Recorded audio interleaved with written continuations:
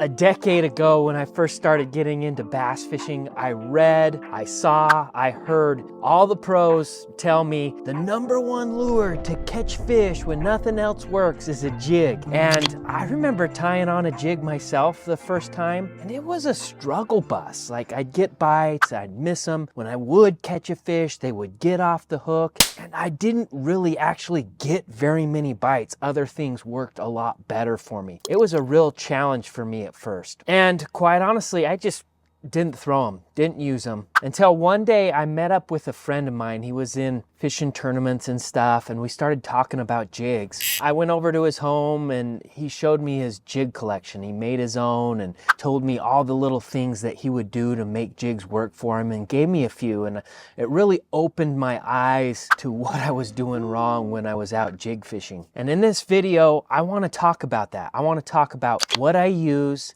and what I learned, and the 7 big mistakes that most people make when fishing jigs, to be able to help you be that #1 lure that everybody says it is. Now, real quick guys, before I get into this video, I want to let you know that there is so much more to bass fishing than the jig that you're using. I struggled for a really long time to know what lure to pick and where to go to find bass to catch. Wasted a ton of money on stuff I absolutely didn't need. I created a master class called the Kraken Code. It'll take you from rookie to Bassmaster in under 30 minutes. It gives you the big picture perspective first. So if that's something that would help you be able to get on fish faster and understand the big picture, make sure to go visit my link in the video description to start on that class, to help you see the big picture first before you dive into the weeds of bass fishing, because it can get overcomplicated really fast. So thank you for taking a minute to listen to that about my master class, and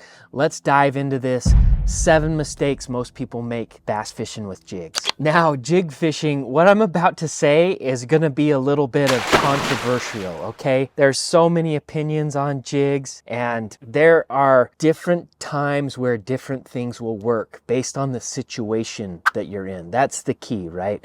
Sometimes a heavier jig's gonna work better than a lighter jig.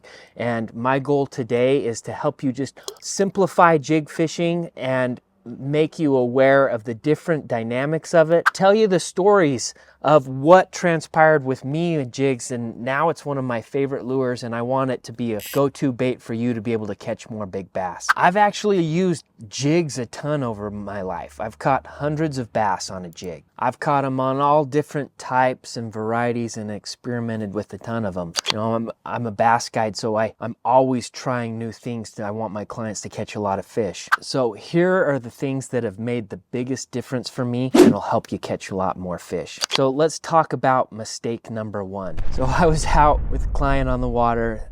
They wanted to throw a jig. We were catching a few fish. They tied on their jig, threw it out there, and I saw him miss bite after bite after bite. He kept swinging and missing, swinging and missing, swinging and missing. Like, let me see your jig, bro. So he handed me his jig. I looked at it, and weed guards were way out. And so I just trimmed down his weed guards, thinned them up. Next cast, he threw out, got a bite, boom, stuck a fish.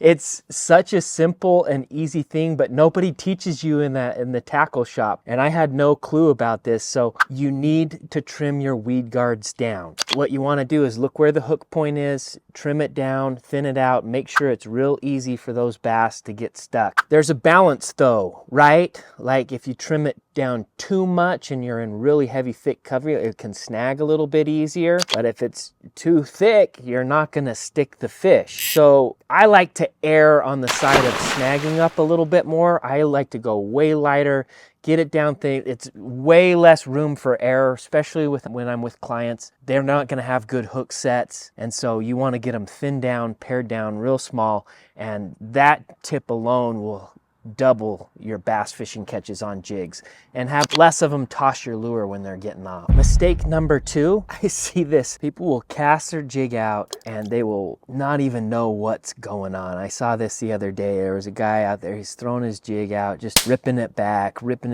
had no clue of what his bait was doing underwater, okay? So awareness was the key. I had to tell him, I'm like, you gotta wait. You're not on the bottom. You're not on the bottom. You're not on the bottom. Watch your line. wait for it to stop moving, and then you know you're on the bottom. The jig is meant to imitate a craw or a bait fish. Sure, there's other times where you can use it to imitate bluegill and all that kind of stuff, but it's primarily used as a crayfish imitator, molting on the bottom. So wait for that jig to get down to the bottom. And then when they do rip it, they're not giving it enough slack to be able to get it back down to the bottom.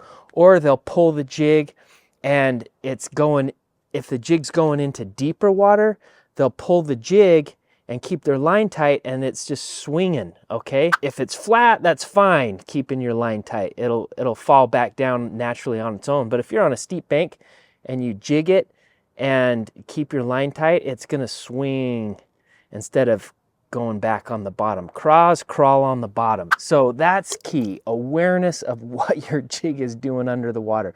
Pay attention. If you don't know if you're on the bottom or not, then you're not aware. You always got to be aware of what you're doing. A lot of times you don't even feel the jig bite because a lot of times you'll hop it and they'll hit it on the fall. So if you're not paying attention, you'll absolutely miss them. And that's mistake number 2, not being aware of what your jig is doing. All right, mistake number 3, the very first jig bass I caught. Okay, I was 14 years old. I found a jig in my dad's tackle box. I threw that sucker all day. It was like a black something type of a jig. Threw it all day long. Actually, it was for 2 days straight. And it wasn't until the final last day we moved up into dirtier water and I caught one of the bigger bass of the trip, flipping a jig. And at the time I had no idea why wasn't I catching them the rest of the trip. Now I know the reason was the color. Color is crucial with your jigs to match what's going on in the water. The dirtier water, the black jig I was using stood out and it was able to be seen and observed and it caught the fish. Whereas in the clear water where the bass were more visual, I was using that black something jig and didn't get a single bite. But now I know that, you know, clearer water, you go with more natural colors like browns and greens that look like the crayfish down on the bottom. And then when it gets dirtier, you go to maybe some sparkles if it's stained, and then real dirty, go with black, you know, or white. And that makes such a big difference. I wish I would have known that when I was 14, but looking back, that was the whole problem. Now I throw a jig in clear water, catch them on them, throw it in dirty water, catch it on them. So paying attention to your color is key. If you need help with color, go down also in my video description. I've got a free lure color selection chart. It helps you know what colors to pick based on the different water types and situations you find yourself in. A lot of people find that super helpful. All right, let's talk about mistake number 4. I was guilty of this. I saw this the other day. My son just grabbed a jig out of the box, put on a trailer on it, just started hucking it out there. It probably wasn't the other day. This was a few years ago. But bottom line, here's the story. I'm catching them. We're using the exact same jig, the exact same trailer. I'm catching them. He's not. I said, son, let me see your jig. And pulled it up, and sure enough, he had so much skirt material that it wasn't allowing his trailer craws to like flare and move. And so too many people put craw trailer on their jig, but that jig skirt covers the whole craw and doesn't allow it the freedom to move. And that's the whole point of the jig, is to kind of make it look like it's molting, and you want that craw down there and exposed and easily to see. And so it looks weird if it's just all skirt, right? It doesn't look as normal. So make sure you trim your skirt length down so that your appendages are free and able to be caught. And I did that to my son. Trimmed his skirt, and he started catching them just like I was. And it makes a big difference on making sure you get that skirt length right. Mistake number 5. This is something that I fell victim to early on. The most popular size jig is a 1/2 ounce, 3/8 ounce jig. I would throw those things and I would catch fish on them. And then one day I found a lighter jig, went to like a 1/4 ounce, and I caught way more fish. And you know, when they're deeper I would use heavier,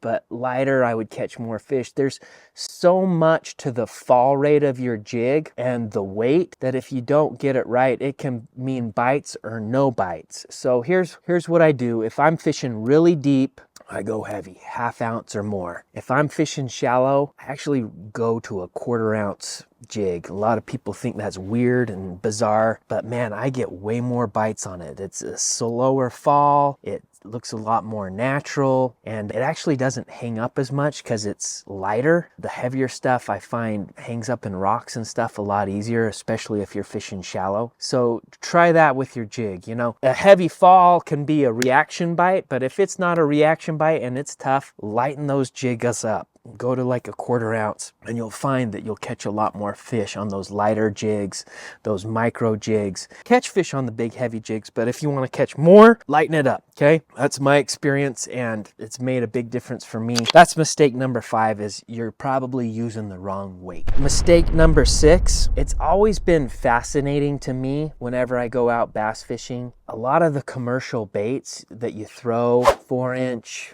5-inch craws, they do not get bit as good as the 3-inch craws. The smaller stuff just gets more bites. And if you're getting into bass fishing, go smaller. Don't use those big 4-inch, 5-inch craws. Shrink your trailers down 2.5 inches, 3 inches, shorten your skirts up. This is going to help you get a lot more bites and catch more of those finicky bass, right? The bigger baits do catch bigger bass, but the reality is there's not as many big bass as there are little bass. So if you're wanting to build experience and gain that knowledge, shrink those craw trailers down. Use the 3-inch craws. You'll get a lot more bites. That's mistake number 6. Using too big a trailers. So mistake number 7, this is way out there, but super critical. Okay, I've learned this the hard way, is you get these jigs out of the package, these retailers tell you, oh, this jig hook's super stout, you're never gonna straighten the hook on them,